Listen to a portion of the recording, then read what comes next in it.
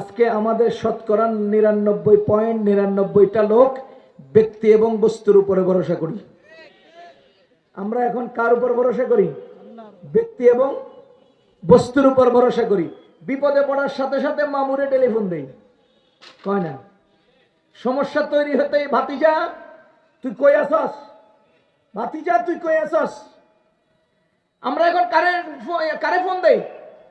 কয় না, মামুরে ফোন দেই, দাদারে ফোন দেই, ভাইস্তারে ফোন দেই। এটার অনেকগুলো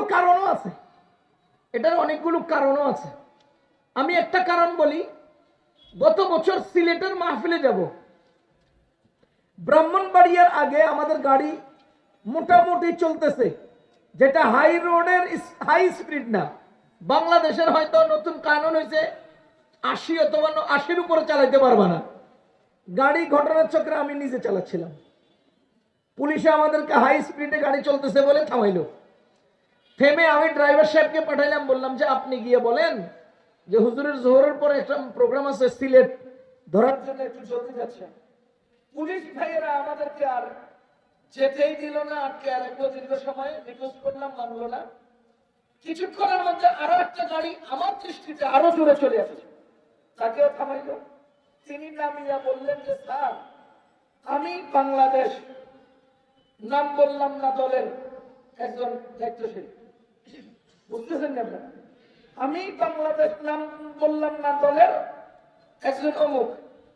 এরপরে পুলিশকে কোথা থেকে একটা টেলিফোন দিয়ে বললো তো কথা বলেন, কথা বললো তো ছেড়ে দিল। আমার 2600 টাকার একটা মামলা দিয়ে দিল। আমি পুলিশকে যে বললাম যে স্যার, এই লোকটারে সেই কারণে থামাইলেন, আমারও ঠিক সেই কারণে থামালেন, লোকটাকে ছেড়ে দিলেন, আমারও যে ছাড়লেন না। তো পুলিশ একেবারে ইমানদারির সাথে বলতেছে ওনার পক্ষে উপর থেকে ফোন আসছে, ওনার পক্ষে উপর থেকে ফোন আসছে, আর আমার পক্ষে উপর থেকে কোনো ফোন আসেনি। এই জন্য ওনাকে ছেড়ে দিয়েছে, আমাকে ছাড়ে নাই।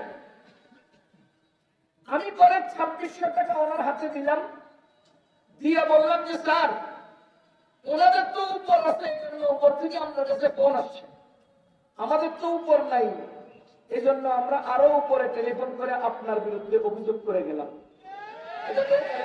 কি করবো, মানুষ হিসেবে তো নিজের সান্ত্বনা দিতে হয়। তা আমি ওনাকে বললাম যে টেলিফোন তারটা উপর থেকে আসছে, আপনি তারা ছেড়ে দিচ্ছেন, আর আমরা উপরে টেলিফোন নাই, চিঠিয়া ছাড়েন নাই, আমরা আরো উপরে একটা টেলিফোন করে আপনার নামে অভিযোগ করে গেলাম। এটা পেয়ে গাড়ির চান দিয়ে গেছে 2600 টাকা দিয়া। এবার আপনি বলেন এই হালতে টেলিফোন করা ছাড়া উপায়টা কি? এই জন্য এই জাতি ধীরে ধীরে আল্লাহর উপর ভরসা রাখে পাবলিকের উপর ভরসা শুরু করছে। আর আমি নিজে চাক্ষুষ, আল্লাহর উপর ভরসা করলে আল্লাহ সাহায্য করে, মামুরে টেলিফোন করলে বিপদ হয়। 4-5 বছর আগে আমি টাঙ্গাইল থেকে ওয়াজ করে আসছি, মালিবাগ চত্বরে পুলিশ আমাদেরকে সিগন্যাল দিচ্ছে, আমি আর ড্রাইভার দুজন ছিলাম, দুইজন আমরা সামনে বসা। রাতের 2:30 বাজে আমার সিগন্যাল দিচ্ছে, দাঁড়াইলাম, হুজুর নামেন, নামছি। আপনারা দুইজন সামনে কেন? ড্রাইভার ঘুরে যায় কিনা, এই জন্য আমি সামনে বসছি। ভাই, আমাদের একটা নীতি হলো, আমাদের একটা ধারণা হলো, দুইজন যাত্রী, দুইজন লোক সামনে থাকলে, পিছনটা খালি থাকলে এরা ছিনতাই করে। কি আশ্চর্য কথা, আকাশে যত তারা আকাশে তত ধারা, একটা কমন কথা করে দিল। এরপরে আমি নামলাম, চেহারা সুরত দেখতে মনে হয় যেন সে আমার মানে যা ইচ্ছা করতে পারে এরকম টাইপের। ড্রাইভার অনেক চেক করছে। আমি পাশে এক জায়গায় দাঁড়াই একটা দোয়া করতেছি, দোয়াটা আপনাদেরকে শেখাবো না, কি করতেছি? হ্যাঁ, দোয়াটা শিখাবো। টাকা লাগবো, টাকা টাকা দিবেন? আমরা মাগনা পানি পড়া দেই, এই জাতি আধা গ্লাস খাইয়া আর আধা গ্লাস ডাস্টবিনে ফেলা দেয়। যদি 1000 টাকা বিদ্যুৎ লইয়া পানি পড়া দিতাম, এই জাতি পানি খাইয়া ধুইয়া মুচ্ছা হের পড়া দেখত, বিনা পয়সা দিয়ে দিচ্ছিলাম বললাম নাই।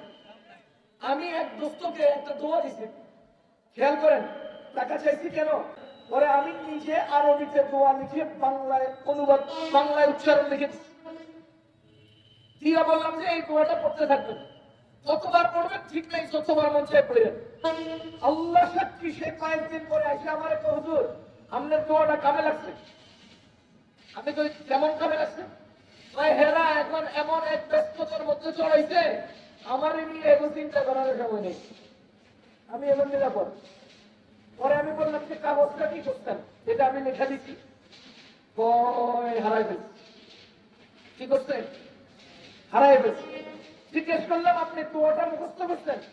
হয় না, মুখস্থ করি নাই। এই তো 1000 টাকা ভিজিট নিয়ে দিতাম, তাহলে এই কাগজটা হেফাজত করতেন, দোয়াটাও মুখস্থ করতেন। কথা বুঝতেছেন নি আপনারা? পরে উনি বলতেছে যান আপনারা হুজুর মানুষ চলে যান। এটা কানায় কানায় আমার দিকে তাকাইছে, আমি মুখ লাড়ি এটা দেখে ছেড়ে দিচ্ছি। এর 2-3 বছর পরে আমি মিরপুর 10 নম্বর বাইতুস সালাত মসজিদে জুমা পড়াই। মিরপুর স্টেডিয়াম পার্শ্ব অতিক্রম করে পীরের বাজার শেখ স্ট্রিট হয়ে আমি আমার গন্তব্যে যাব। গাড়িটা মোচড় দিতেই পুলিশ আমার সিগন্যাল দিচ্ছে দিনের 2:30। ওই ঘটনা ছিল রাতের 2:30, এটা হলো দিনের 2:30। পুলিশ সিগন্যাল দিতে ঘটনার চক্রে মিরপুর 2 নম্বর থানায় আমার গ্রামের আত্মীয়তার সম্পর্ক, আমার চাচা হয় এমন একজন আমাদের সমবয়সী পুলিশে চাকরি করে, সে এসআই কিংবা এএসআই। আমি সাথে সাথে ফোন দিয়ে বললাম যে কাকা তুমি কই? আমরা তুমি সম্পর্ক, কারণ ছোট্টবেলা একটু বন্ধুত্বের মতো ছিলাম, খেলাধুলা করতাম। চাচা তুমি কই? আমি থানায় আছি। আমি বললাম একটু পুলিশের লোক একটু কথা কয়, আর তো আমার সিগন্যাল দিয়ে বুঝি হয়তো মোবাইল দিতে যাই, এটা মানতে রাজি না। বহু চেষ্টা করছি ভাই একটু কথা কন এই থানায়। শেষ পর্যন্ত 1200 টাকার জরিমানা দিয়ে দিল। আমি কোনো উপায় না পাইয়া 1200 টাকা দিয়ে এবার একবার সালাম দিয়ে চলে এলাম। আপনারা কি আমার কথা বুঝতেছেন? বলেন তো, মালিবাগ চত্বরে টাইম রাত 2:30টায়, মালিবাগ চত্বরে টাইম রাত 2:30টায়, আর মিরপুর 2 নম্বর চত্বরে টাইম দিনের 2:30টায়। মালিবাগ চত্বরে রাতের 2:30টায় টেলিফোন দিলাম উপরে, বলেন টেলিফোন দিলাম, আর দিনের বেলায় টেলিফোন দিলাম থানায়।